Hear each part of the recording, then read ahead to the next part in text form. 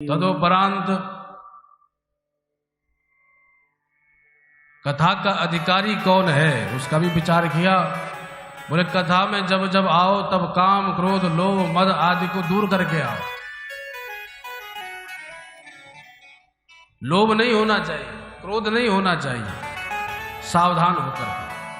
प्रायः हम घर में पूजा करें तो सबसे पहले क्रोध आता है, और पंडित जी अगर कथा वाचने आ जाएं तो लोभ आ जाता है। अगर घर में 100-100 की गड्डी भी होगी तो 10-10 की 5-5 की गड्डी बाहर आएगी। लोभ, धर्म में लोभ नहीं करना चाहिए। अन्य जगह करो, पर हम अन्य जगह तो खूब आनंद से झूमते हुए सब उड़ा देते हैं, और जहां धर्म का नंबर आया तो अपने दिमाग में खुरापात लाते हैं। विवाह में नाचते हुए महाराज खूब पैसे उड़ाते हैं, तब कोई पूछने नहीं जाता हम उड़ाएं कि नहीं उड़ाएं। और अगर पंडित जी को देने का नंबर हो तो महाराज 50 व्यक्तियों का एक गठबंधन चालू हो जाता है, और तब उसमें निर्णय जो भी पास हो, कोई कहेगा 2100 दो, कोई कहेगा 1100 दो, कोई कहेगा किया ही क्या है ब्राह्मण ने। अरे 1 घंटे की पूजा करी है, काहे को इनको 5100 पकड़ाएं। अब महामूर्ख है ये, इनको कौन समझाए।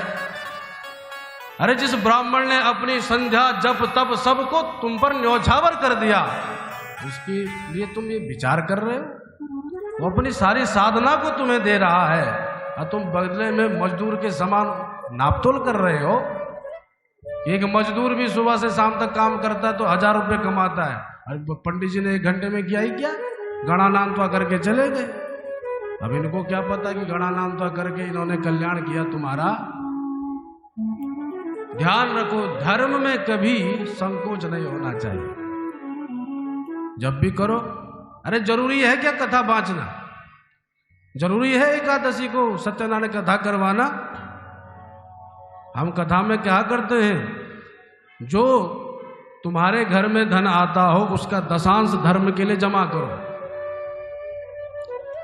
10,000 आते हो तो 1,000 जमा करो, लाख आते हो तो 10,000 जमा करो।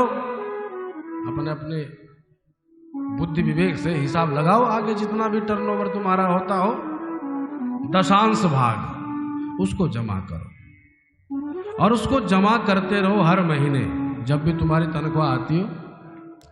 और जमा करते करते जब वो खूब जमा हो जाए तब बृहद आयोजन करवाओ, बड़े बड़े विद्वानों को बुलाओ, और खूब अपने कल्याण के लिए स्वस्ति वाचन आदि कराओ। पर नहीं, इसलिए विचार की बात है। धर्म कर रहे हैं पर कैसे करें? जरूरी नहीं है कि हर एकादशी पे कथा करवानी है, साल भर में एक एकादशी पे कराओ, और ब्राह्मण आए तो उसको संतुष्ट करके भेजो, क्योंकि वो बदले में तुम्हें अपनी सारी तपस्या दे रहा है। अरे वो नहीं भी चाहेगा तब भी आपको मिलेगा। क्यों? क्योंकि जहां उसने आपसे दक्षिणा ली वहां उसका सारा तप आपके नाम हो गया। अब वो न भी चाहे तो भी उसके पास नहीं रहेगा। इसलिए बड़ा विचार करने की आवश्यकता है। इसीलिए जब भी पूजा हो लोभ दूर रहे। कामं क्रोधं मदं मानं मत्सरं लोभमेव च दम्भं मोहं तथा द्वेषं दूरयेच्च कथाव्रते। जो कथा सुनने आए वो इन सब से दूर रहे। वक्ता का भी विचार करके चुनाव करें। वक्ता कैसा हो? विरक्तो वैष्णवो विप्रो वेद शास्त्र विशुद्धिकृत दृष्टांत कुशलो धीरो वक्ता कार्योति निष्प्रयः। विरक्त हो, भले ही गृहस्थ हो पर विरक्त हो, मन से उसका अटैचमेंट संसार में न हो। विरक्ता वैष्णव, वैष्णव हो। वैष्णव संप्रदाय से दीक्षित हो, वैष्णवता का आचरण जीवन में हो। और तीसरी शर्त विप्रो, ब्राह्मण होना तो कंफर्म है, ब्राह्मण नहीं है तो फिर वक्ता बनने योग्य भी नहीं है। आजकल तो वक्ताओं का उत्पादन चल रहा है, अरे ब्राह्मण हो ना हो कथा वक्ता बन रहे हैं। व्यास जी महाराज ने उसी बात को ध्यान में रख करके मानव महात्म्य में कहा कि व्यास ब्राह्मण भी होना चाहिए,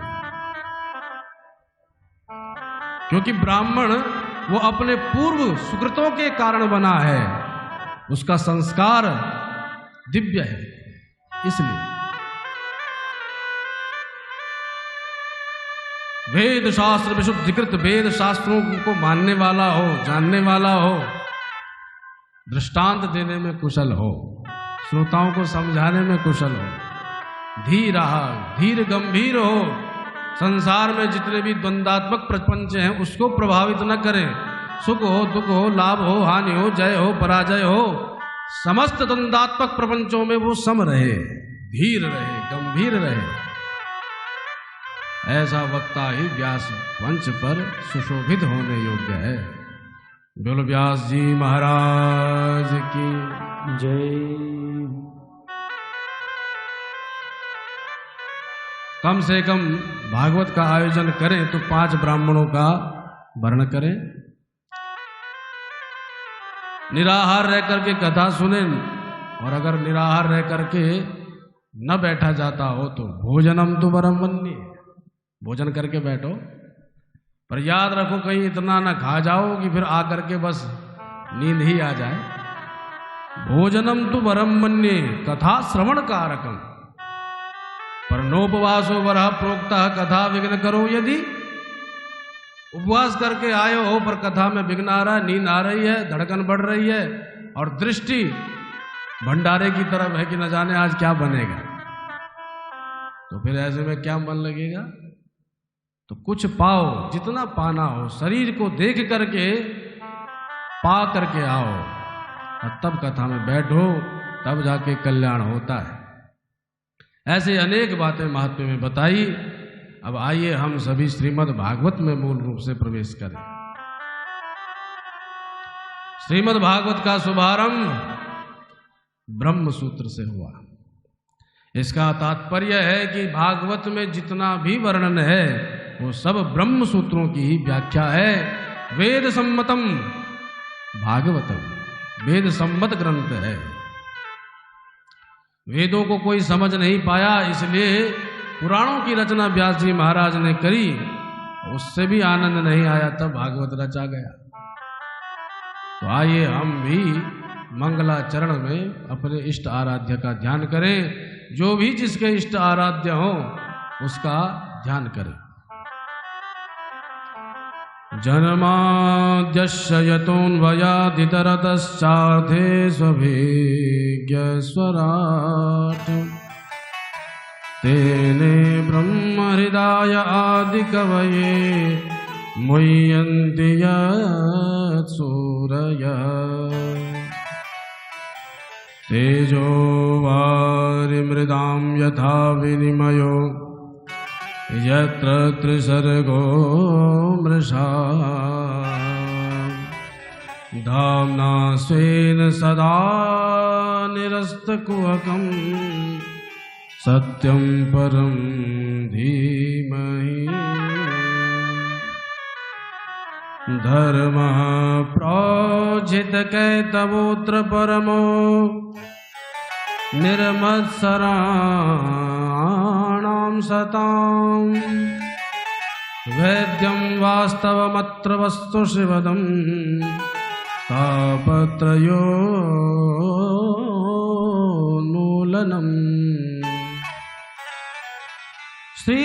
श्रीमद्भागवते महामुनिकृते किं वा परेरीश्वरः सत्योरिध्यवरुध्यते तकृतिभिः शुश्रूषुभिस्तत्क्षणात्।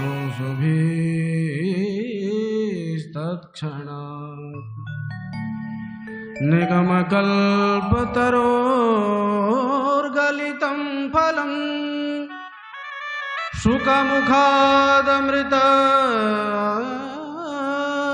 द्रवसंयुतम् श्रीमद्भागवतं रसमालयम् मुहुरहो रसिका भुवि भावुका। 3 श्लोक हैं मंगलाचरण के।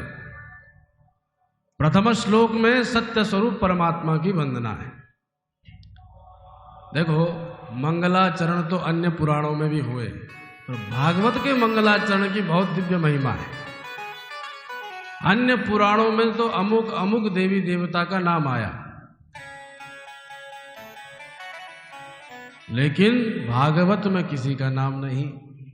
कि शिव जी को मना रहे हैं, कन्हैया को मना रहे हैं, राम जी को मना रहे हैं, नारायण को मना रहे हैं, भैरव बाबा को मना रहे हैं, दुर्गा मैया को मना रहे हैं, गणेश जी को मना रहे हैं। किसको मना रहे हैं? किसी का नाम नहीं है, बस कह दिया